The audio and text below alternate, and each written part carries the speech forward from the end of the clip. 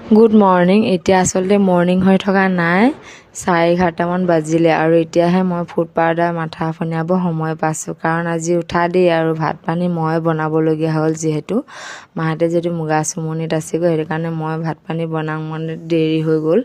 আৰু আনফালে মোৰ কাপোৰবিলাকো অকণমান চিজিল কৰিব আছে। অ'ত ত'ত যোৱা কাপোৰবিলাক যে ইমানকৈ ওলাই আছে নহয়, সেইখিনি ভাবিলোঁ এতিয়া গডৰেজত ভৰাই থওঁ। আনফালে বেটাৰ কাপোৰবিলাকো চিজিল লগাব আছে। আজি যিহেতু ছানডে, সেইকাৰণে মোৰ চিজিল লগাই ল'ম বুলি ভাবিলোঁ।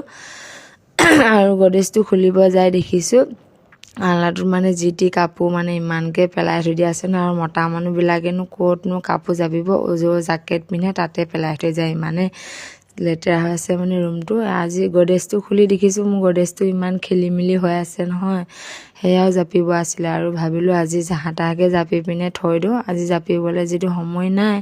আৰু আনফালে বেটাক গাও ধুৱাব লাগিব আৰু অকণমান শুৱাবও লাগিব, আৰু দুপৰীয়া চাহ দিব আছেই মানুহখিনি। সেইকাৰণে আজি এনেকৈ খেলি মেলিকৈ জাপি পিনে থৈ দিওঁ বুলি ভাবিছোঁ।